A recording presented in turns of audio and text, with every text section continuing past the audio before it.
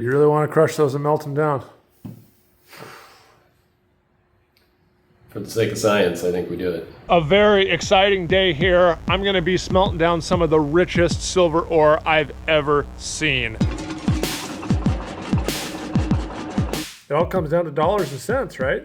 We're going to crush it up, smelt it down, and the goal is to see if there's more silver value in these samples than what the customer paid for them a couple of years ago. From specimen to silver bar. With silver prices up so high, we're hoping to get maybe $3,000 or $4,000 worth of silver today.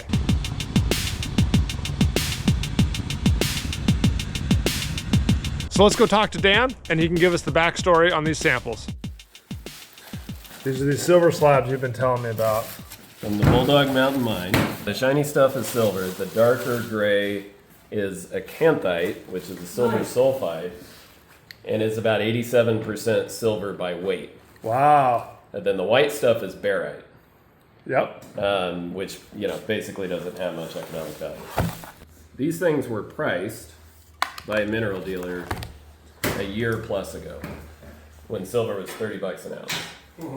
So I bought them when silver was about 65 bucks an ounce, and the hypothesis is there's actually a higher melt value in these things than what I paid for them, even when silver was at $65 an ounce. Now it's at 85 and going up. Wow. The break even on this at $65 an ounce would be about 25 ounces of silver combined between the two pieces. And now it's about 20 ounces for break even because the prices continue to go up. And what do you know what they weigh together? About a kilo a piece. Okay. So about 2 kilos of slabs there. Wow. Harry, you're getting your XRF out? I gotta check this out. The wild card here is how much barite, how much gangue is actually in like the acanthite to throw off what we think would be a recoverable silver. The dealer had a giant hunk of this stuff. I actually have a couple other slabs in my collection. These were kind of the ugly ducklings of the bunch. Okay. They sat on the market and festered until the price of silver just skyrocketed, and I pulled the trigger on them. So. Wow. You bought these for less than the value of the silver was at $65 an ounce. That's and now it's $85 an ounce. And you think it's worth... Man, I don't know. I hate crushing up these specimens of like all this native silver and stuff, but it all comes down to dollars and cents, right? This is happening in the coin market too. Silver coins, especially, gold coins to some degree, used to carry a premium above, just their intrinsic value of silver or gold. You're not finding a lot where these collectible coins are being sold way above spot anymore. It's happening in the mineral market. This dealer, this guy keeps putting stuff up that's actually below the metal content value, gold specimens, silver specimens. He bought somebody's collection a year ago, 2 years ago, whatever it is, at some price.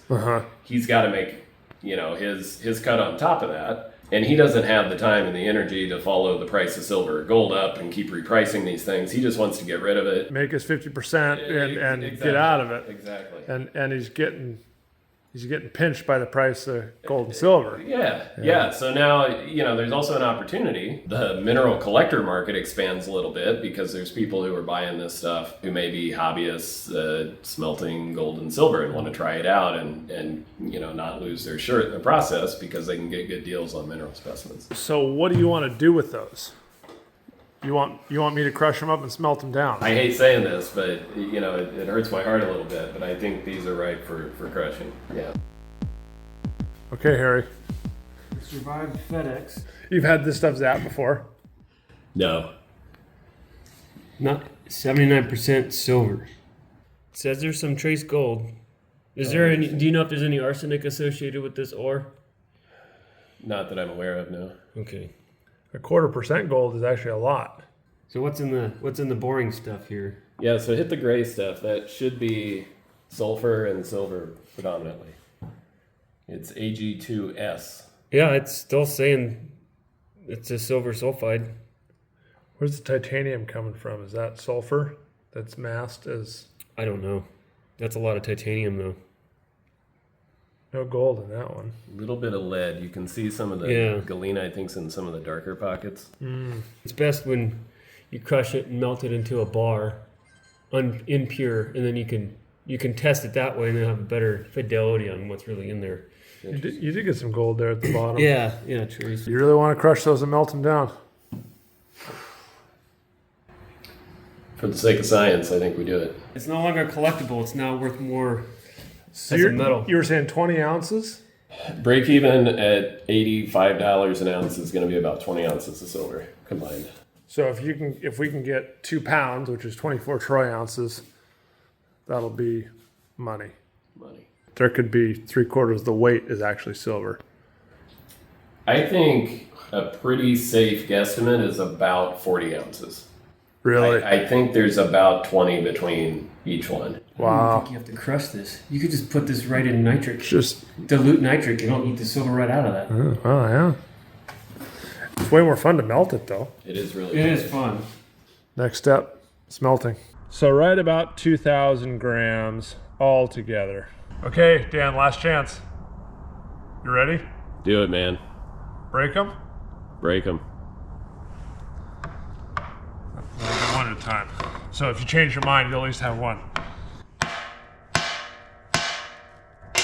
I just need to break them up to get them in the jaw crusher. Yep, that'll go. Okay. I was hoping the silver would be metallic enough to hold its shape after it breaks. No? Wow, that's cool though. I don't know, that's where the silver is, the native silver. So it's more like crystals than metallic, like metal. Okay, next stop, the jaw crusher. I call this high grade into our bucket.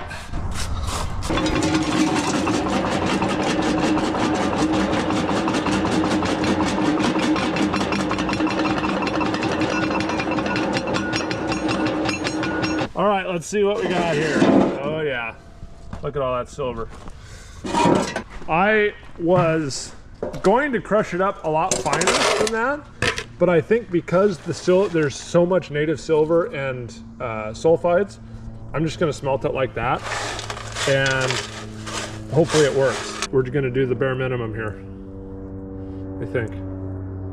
We're gonna try it. Do something even if it's wrong.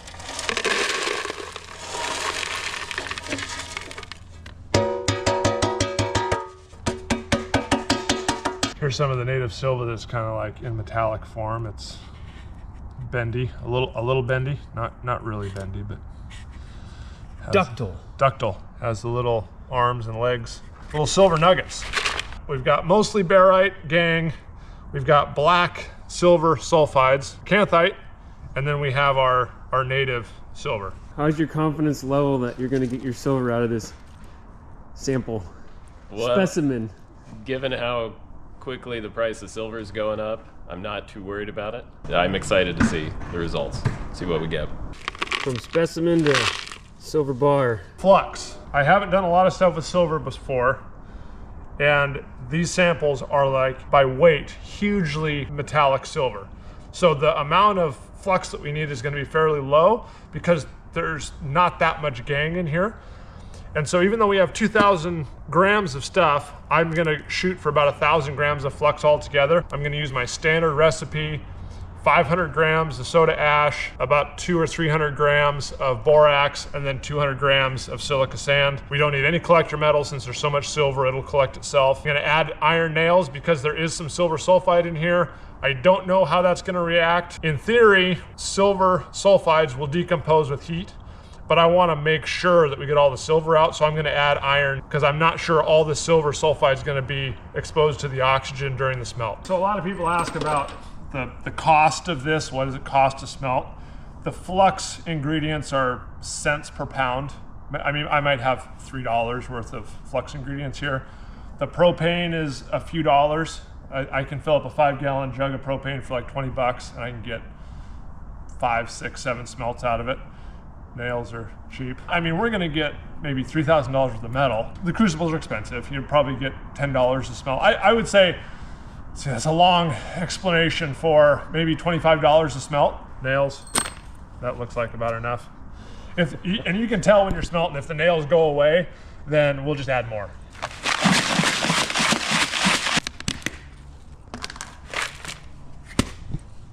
There we go. Melting point of barite. Should be pretty low, I would guess. 1580 degrees Celsius, so we will not get that hot. So you'll see chunks of barite in there. We'll get your initial silver bar, and then maybe on a later video we can crush the slag up and see how much we lost in the chunks of barite that we leave. I'm guessing 95+% silver. Cool. Recovery. We're gonna go with a number 20 crucible, which barely fits in my furnace, but I want to make sure I have enough room in case it gets wild and starts to boil over. I don't want to lose any. Actually, I could probably do a 10. Oh yeah, we're gonna use a 10. I'm just littering little bits of silver around. I'm trying to keep as much as I can for myself, Dan. The building always gets its cut. That'll take less time to heat up. It's more efficient. They're easier to handle and pour and all that kind of stuff. So over to our very high-tech furnace that gets no love or maintenance. Uh-oh. I know. Put cardboard under it. I know. Or you can just do that. A lot of people ask me where I get all my smelting supplies from, these crucibles, the flux, everything else. I buy them from a place called Legend Mine Supply out of Sparks, Nevada. Check them out online. I'll leave a link to them down below in my description as well. They are not sponsoring me or anything yet. Legend, call me. All right.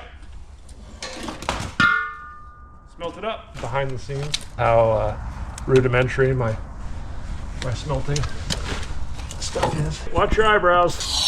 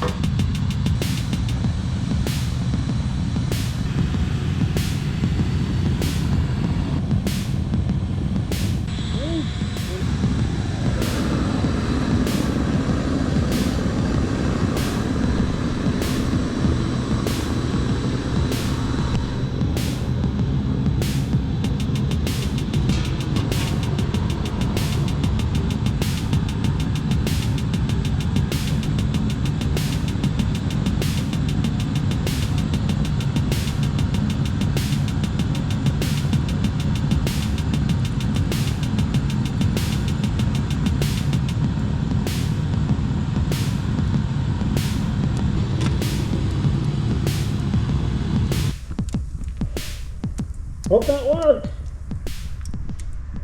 I think it went fine. All right, Dan, what's your guess? 30 ounces. 30 ounces. Harry? 7 7 ounces. It was hard to tell from the pour, but I'm gonna guess 15. The kicker is gonna be if there's half an ounce of gold in there with your silver, like we were getting with the XRF the other day. That's true. That would make all the difference, but I'm skeptical there's 30 ounces in there. Cross your fingers. Got my toes crossed too. I was looking at this slag, and it's, I don't know if you can see it, it's very glassy. And because that's the second round of nails that I put in, because there was so much sulfides in there, we may have ended up with a matte. That's where most of the silver is in that matte. So we may have to resmelt this again with more soda ash and more nails to recover all the metallic silver. But we don't know yet. We'll see what happens here once this cools down. with my 3-legged cone mold. That drives you guys up the wall. It's more of a work of art at this point. I found this when we were cleaning up yesterday. Yeah. And I knew this was special, so, you know, I even have the 4th leg, I'm just too lazy to weld it back on. It's a faux leg.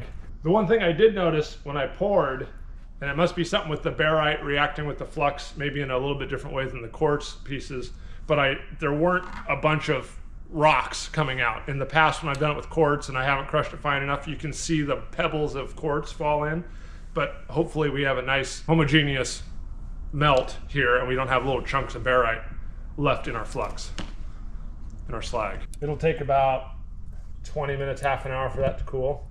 Silver has a really high melting point. It's not like lead and bismuth, so we can cool it off with water here shortly. But with bismuth or lead, which have a much cooler or much lower melting point, I have to wait a lot longer so I don't turn it over and have liquid bismuth run everywhere. We're very impatient. We have a little piece of slag here. We're gonna shoot it with the XRF and see if there's any silver in it. I expect you'll get a silver reading just because the slag won't show up on the XRF, right? It doesn't show glass and that kind of stuff. well, if glass is composed of a mineral, whether it's quartz or not, but if there's any elements in there from the periodic table that this thing can see, it'll see them. The XRF will detect elements but not grade. Correct. So it'll show maybe, I mean, I'm just gonna guess, but it'll show like 98% silver, let's say. But that doesn't tell you how much silver, it's just the percentage of elements that it can see In that little cubic centimeter. Yeah. So it may show a whole ton of silver, but it assays 0.1 grams per ton. Yeah. We should probably show them the secret head. Here. Oh God. It's not. Pointing a live X-ray gun at my face. That's where all the detection happens.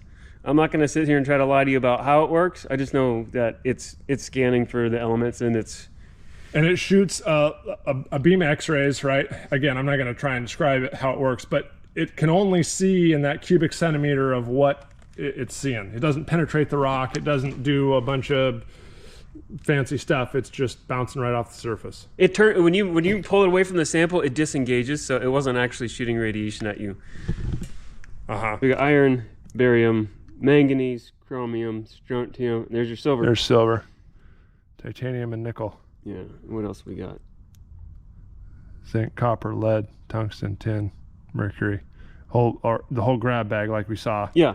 Earlier. Is there really niobium in there and zircon and? It's pretty accurate with this stuff. Okay. In the soils mode, when I'm looking at the elements, now sometimes it'll pick up things like nickel, and it'll tell you like, you know, there's 400 parts per million nickel, but when you go to send it in for assay, it might be 200. So some of them read a little higher than they really are. Okay. So that's why it's to inform you. It's not like this isn't the end all be all what it is.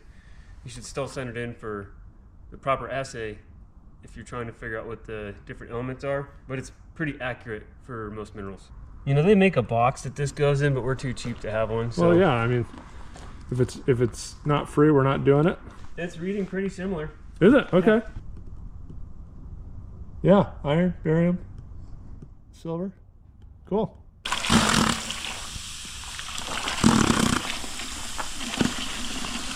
We're impatient. I want my silver right now. That looks like silver. No. No? No.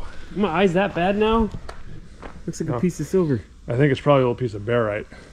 Let's break it. Eyeballs. Eyeballs.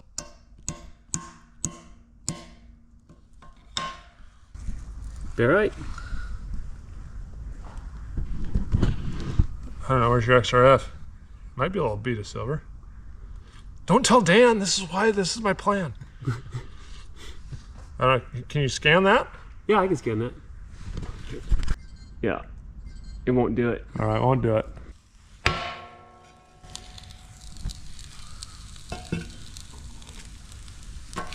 Well, look at that. There's a block of silver.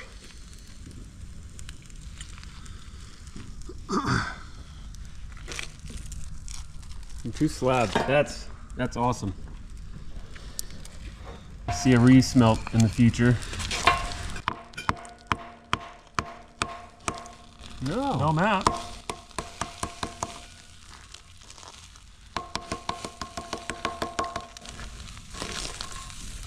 No, that looks like a nice clean slag. Dan, are you crying? I'm thinking. I think we should resmelt this regardless. Yeah. Just to be sure. Let's resmelt. Yeah, let's resmelt that because that's easy to do.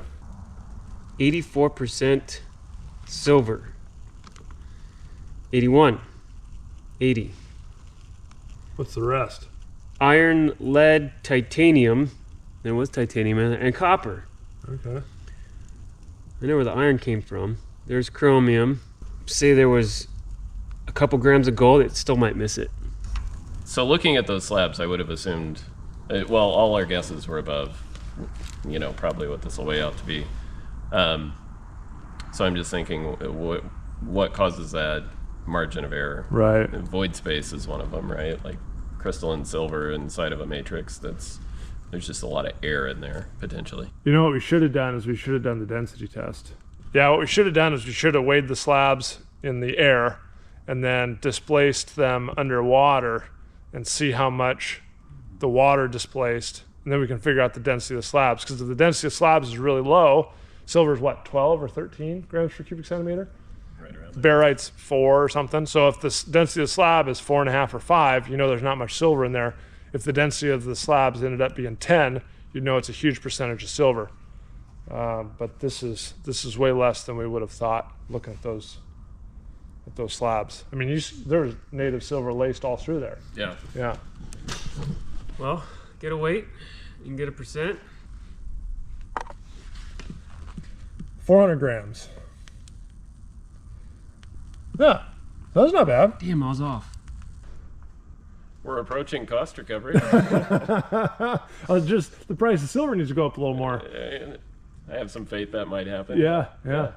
Well, Dan, it does not look like smelting those samples was worth it. Confirmed. If these samples hung around for sale at the prices that they were listed at for longer, maybe the price of silver would have caught up. The moral of the story is that using current gen AI tools and estimations of richness of a specimen sample is fraught with error for sure. Back up a little bit. You used AI to scan the samples and estimate the value. Yeah, to look at pictures of the samples, and since they're slabs, you can have it look at both sides and then kind of take an average. And with these slabs, one of the assumptions was that would be fairly easy for AI to do because there were really just 3 different minerals in it, right? The barite, the acanthite, and the native silver.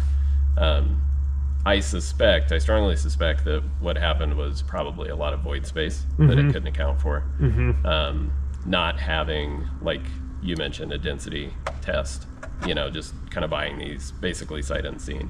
The other thing that surprised me when we initially crushed them, I was expecting the native silver to be metal, right? Like dendritic silver metal, and it was more spongy. It was like it would break, like crystallize, I think is what I said.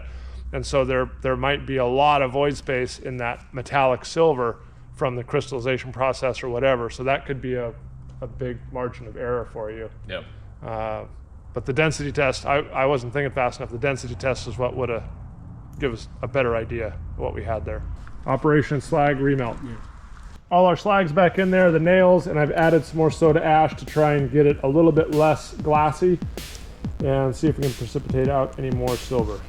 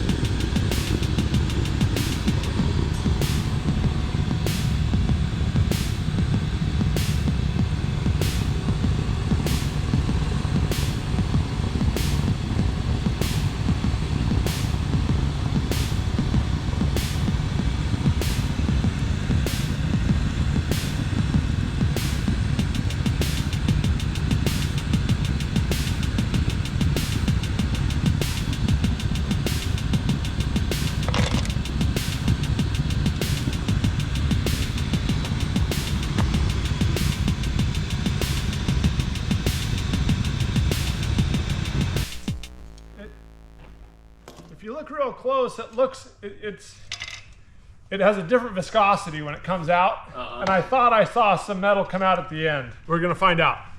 We're gonna find out. Do it. We're not even gonna cool it off. We're just gonna see what happens here. Fingers crossed.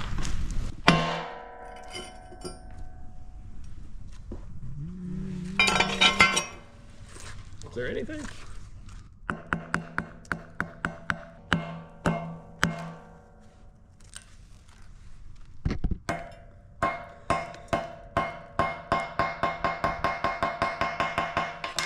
You can get a Happy Meal with that. There you go. That was worth it. There you go. Nice. Got a little bit more. I think that settles it.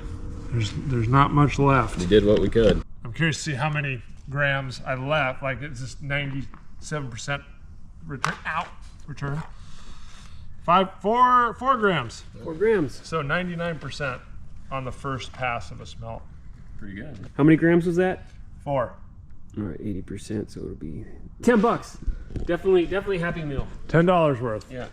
So how much should we get at the beginning? 407? 404?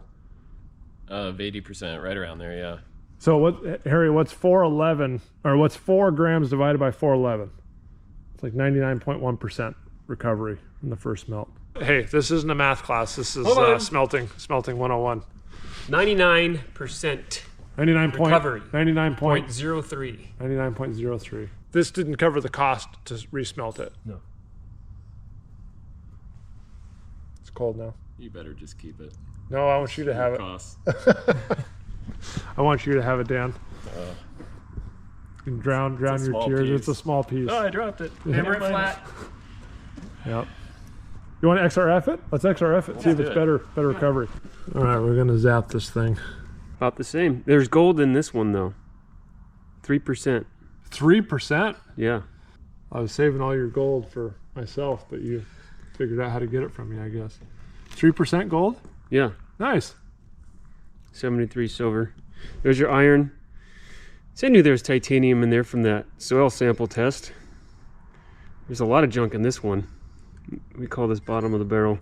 There's some bismuth in there. I mean, we may have picked up a little bit of residual gold in the bottom of the barrel there, but probably not 3% worth. I think you got some gold in your stuff. When we get it refined in video number 2, part 2, we'll have just precious metals. And then we can get a real good idea what's in there. All right, everybody. So stay tuned for part 2 when Harry and I refine this silver. But on the surface, it does not look like crushing and refining your high-grade silver samples is worth it.